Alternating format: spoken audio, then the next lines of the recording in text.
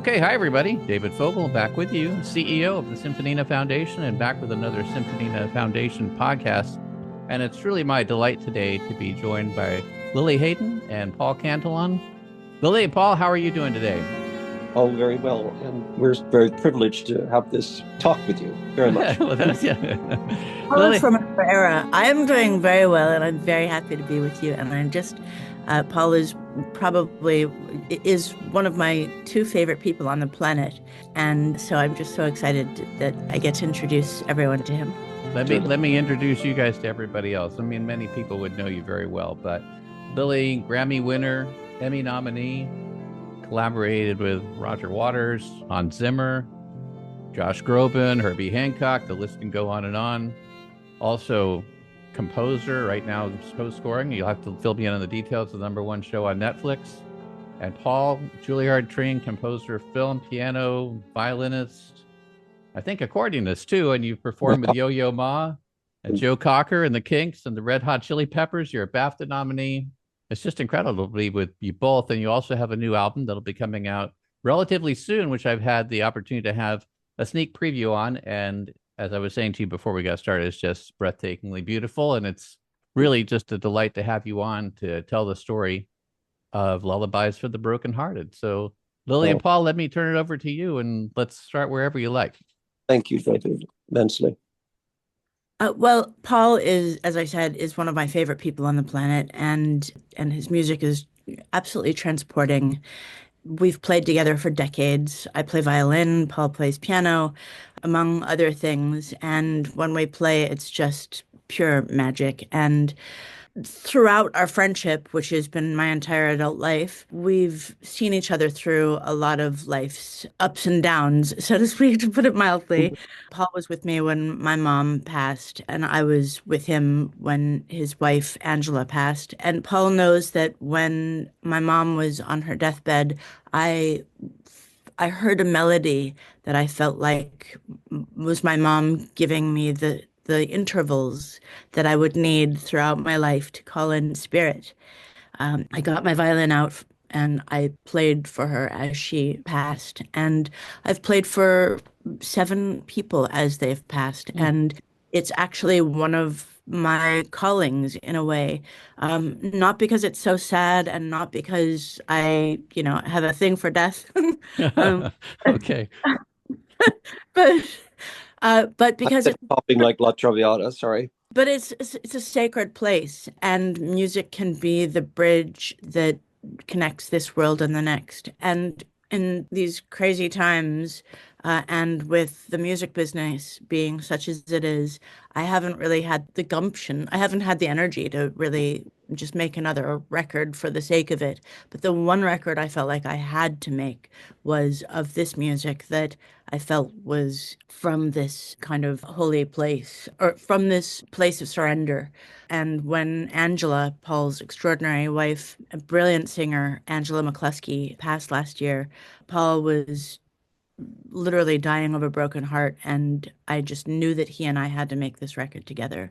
And we made it at our house. It's from the deepest place, and it's just such a treasure. And the thought of sharing it with people just feels like my soul's calling. I could not be more grateful. Yeah, Paul, we all appreciate the loss, of course, and sorry for yours, both of yours. Thanks so much, so much. And I can't relate exactly, but I can relate in certain cases where I too have been silenced by grief for a brief period of time, at least. It must have been great to be able to break that, I have to say. And so, if I understand you recorded or you wrote at least the album in a very short period of time. Yes, it was musically the most extraordinary thing that's ever happened to me, really. My background, my father was a faith healer, and I played in the most sort of unimaginably extraordinary circumstances that would just sound like I was completely nuts if I told you all about them. But so I grew up in a sense with music being a link to something above this terrestrial place. And so I'd had a lot of wonderful, rather extraordinary, treasured moments in my past, way in my past. But in this, it saved me, really. Lili is very much like my kid sister, very much kid sister, of course. And the fact that Angela and I were inseparable for, like she and her fabulous mother, Lotus Weinstock, were, and Angela and I for nearly 40 years. When this unexpectedly happened out of the blue, I was not really, frankly, going to make it. And I went away to the desert for a while, thanks to a beloved friend of ours, Rain Phoenix. And after my desert time, Lili had said to Rain, Paul's going to come to my home, which is Lili and Itai Disraeli, her extraordinary husband. And I thought at the time, I mean, I was just sort of still not even quite aware of how to move forward. And then simply said, when I sat down at the piano and Lili with her violin, something really wondrous happened where the music just started sort of to come from above. I mean, there's no way to describe it. It was not, if it had been said to me even days earlier, you're going to sit down and record, I would have said absolutely not, because especially when Angela was gone, the piano was not help to me. It was like it was brought me terrible pain, frankly. Yeah. And yet she was very present, and Lotus was present, and Lotus was my mom. Mm-hmm. And Lotus Weinstock, Lili's a legendary mother. And I thought then that not just the miracle that music is, but the healing that it was bringing to me like nothing else could. So I will never, if I alone heard this music and no one else, it would be a great treasure of mine forever. And I'm very grateful for it. So, well, it'll be a great treasure for many others, Paul. I can assure you. I can assure you. I guess in something that starts with something in a place of such high emotion, mm-hmm. It may not be the same answer that you would give for other things, but how do you start writing when it's time to start writing this time, as opposed to every other time? It's one thing if you're doing the score for Ginny and Georgia, right, Lili? That was just the Netflix show you're writing for, and congratulations on all the success there. It's another thing to sit down and write tributes to the people who meant so much to you and channel all that energy into recognizing the heartbreaks of others too. So how do you do it? For me, it's just given.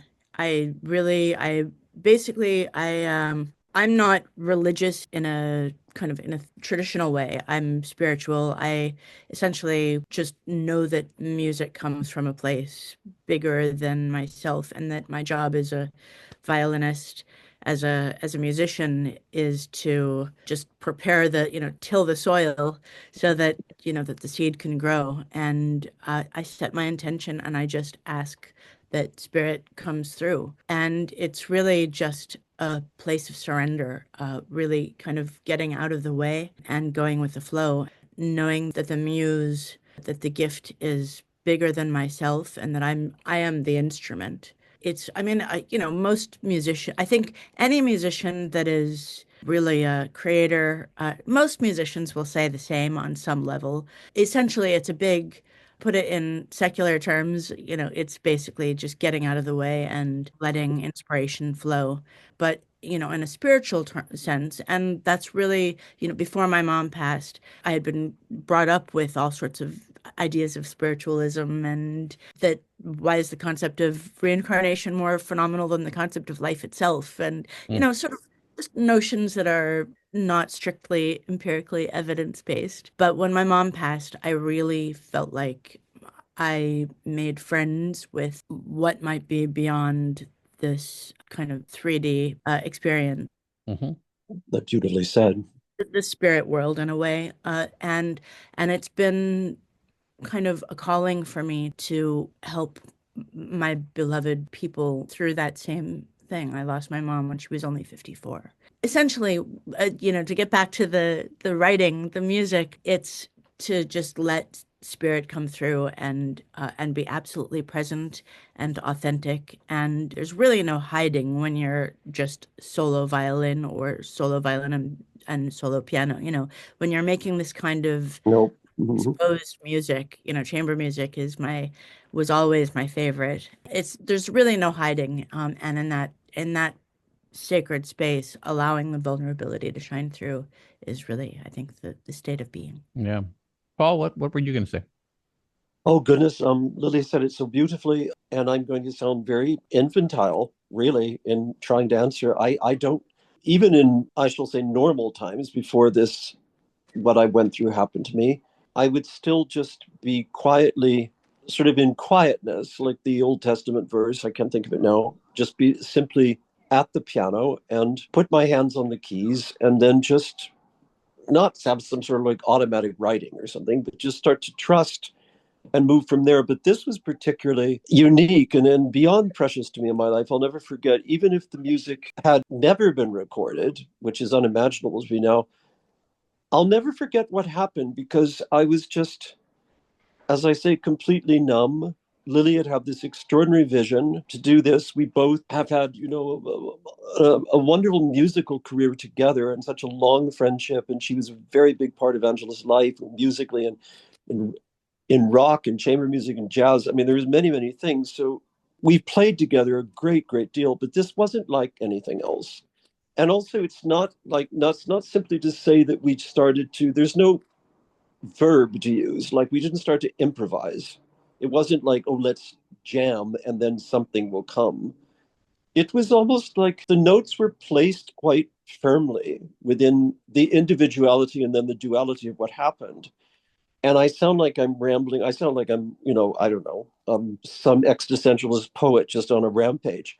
But yeah, I don't know. It was just after all those way too many words, it was just magical, and it was sent from above.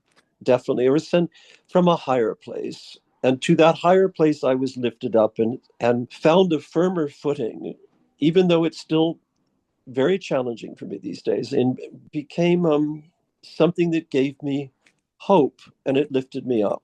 And for that, I'm forever grateful, and forever grateful to Lili for having had really spades of courage to get me to do this, because that was like pushing a whole circus up a hill. I mean, wasn't easy to get me to that point. That sounded a bit inelegant. I'm grateful. So it just came. The music just came, and I still look back. I love trying to answer the question to you because I don't know how it happened.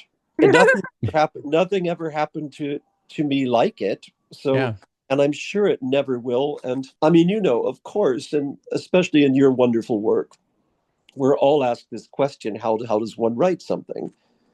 And I've said things that are meaningful to me for years, like even if I just had to play for the Salvation Army, I would be honored to do that because music is better than words. Like even like me going on and on and on. Just about every time. Yeah. It always is like, oh, a single valid musical phrase would be much better than the last like Proustian blowout that I just. Paul, you remind me of something though, if I can interrupt for a second. So I forget who did this, who coined this phrase and who coined the concept really of the thing called effortless mastery, where you don't judge what you're playing at any time. You just sit down and you play, and whatever comes. And the trick is to stay kind of in that meditative idea of just letting it come and not judging it and not thinking, okay, that was an A minor. Now I'm going to D7 or whatever it comes next because it's supposed to, or it did last time, or whatever it was. You just sort of let it go. And there's a spectrum, I guess, between like at one end, just playing, let's say, randomly, which probably wouldn't sound very good at all to anybody. And the other end would be extremely structured and thought out, and each note is given like, okay, where's the harmony going here? And we're going to take 5 minutes and figure out what this passage is, and 5 days to do this other one. And I think what you've created in a very short period of time with the 10 tracks that are on the album, it's not that it's blending the both of those. It's just it just came from something else that was the inspiration that allowed you both to work together. And I have a quote from you in the press release that you gave me, and it's very true listening to you. It's like gliding through the air with somebody who's in perfect sync with you. That is the feeling I get listening to your music. It's just wonderful. Oh, that's very meaningful to me. And I know to Lili, that's lovely of you. What do you, I'm sure every track has its own meaning to you on this, and there are influences as we've talked about between your work and Debussy and Chopin and so forth. Is there anything that you want to call attention to in advance of the release of different tracks that people might want to focus on? Well, each piece has its magic for me. And just to sort of, so much did happen. I mean, the experience of this music, it is singular to this recording session and this this collaboration, obviously. But just to be clear, we wrote one piece, the piece that comes out tomorrow. Mhm. It's called The Edgeless Safety of the Sea. And it comes out tomorrow. It's the first focus track. It's the one track we wrote together completely on this album. And then half of the album, of the rest of the pieces are Paul's, partly for, that he put together for this, and also pre-existing pieces. Mhm. Um, and then same with me, half are mine, one of which is The Last Serenade, which is the melody that I was given when my mom was leaving this realm. And but then we put it together, we arranged them together, they blossomed into what they are together in those moments. But each piece has its own magic, and and like I said, they're not sad. They're just Yeah. they're just inspired and of a resonance with the intention to just be present and feel what it is to be human and to love. That's what each piece has its magic. I love when I play The Last Serenade. It's obviously imbued with, it's got all the history of where it came from, but the magic of playing it in the moment with Paul is something that is sublime. And then one of Paul's extraordinary pieces, Point No Point, is a piece that he's lived with and that was inspired and actually used brilliantly in a celebrated film, The Diving Bell and the Butterfly, and that is just transportive. And then the way we played it together is what's new about that. Yeah. He's the Lost Waltz that I absolutely love, and to me, it just makes me. I feel like I'm dancing in some sort of in another time. I feel like I'm doing a waltz in the stars or Yeah. some that, transport like time traveling. It's just magical. Yeah. Well, so to you too, Lily, beyond words, incredibly. We have nicknames for each other, so Well, we'll be on the lookout for the Edgeless Safety of the Sea for Yeah. tomorrow, June 27th. For anybody who's happening to listen to this after that, it'll already be out, so go find it.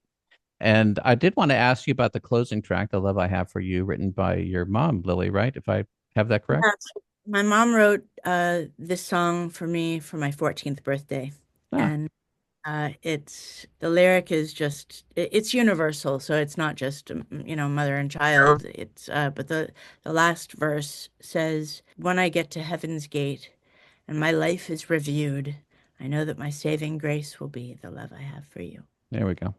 Beautiful. That could There we have. go. And Lily, you mentioned none of the tracks are particularly like sad, as you said.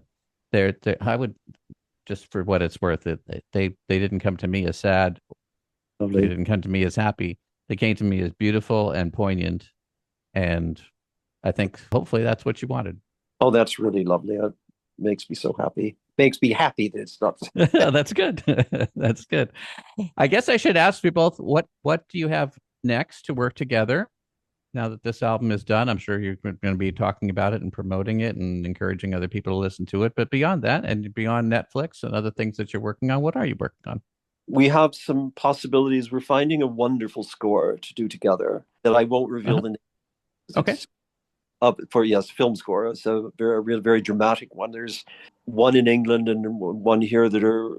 I think we've always wanted to do this, and I think it'll be thrilling because Lily's a great virtuoso and gifted at film scoring, and I've done it in my rather eccentric way for the last 25 years or so. But to do it together, especially the way we, apart from this magical out of time bubble that happened, that's been so terribly healing, it'll just be wonderful to delve into the scoring of something together. So you'll be the first to know, and it'll be soon. That'd be great. I'd take being the second or third, but as long as I'm up there somewhere, that would be appreciated. That's great. Lily, how about you? Anything extra for you too? my focus right now is birthing this album Of into the course. world. Yes. So we'll do a handful of performances and lots Wonderful. from New York and hopefully the UK as well. And I'm hopeful that the idea of scoring something with Paul is just a dream. And then I have season 4 of Ginny and Georgia in the works, so I'm happy to have I'm drawn to things that are quite esoteric, so it's fun to write music that I know so many people will hear. And it's also soulful. It's not just sort of Yeah, yeah. bubblegum. Well, Although I we'll have to have you both back on to talk about film scoring in general and a little bit more on the technical side of how things actually work and how you work with the music supervisor if you do, and all the nitty-gritty of those kind of things at another time. I think that would be very informative and enjoyable as well. maybe And come back when the album comes out. yeah, I, I'm just really this first song, "The Edgeless Safety of the Sea." What I love about it is it's not major or minor. It's just in this sort of floating mhm, kind of. It's like from the place between places, and to sort of be able to breathe there and experience life from that place is it's a relief. It's kind of a yeah. soul. It does soothe the soul. It's true. Lifts the burden of being heavy. Uh, Yes. Yeah, please do keep us posted when you're doing any live performances. And if there are YouTube videos that are taken, we'd be more than happy with the Symphonina Foundation to help point people to them. And Lily and Paul, if people want to get in touch with you, what's the best way to do that? Through my website, lilihayden.com. It's spelled a little bit oddly. It's Lili, and Hayden is spelled like Haydn, Haydn. So lilihayden.com or lilihayden.com. Yeah.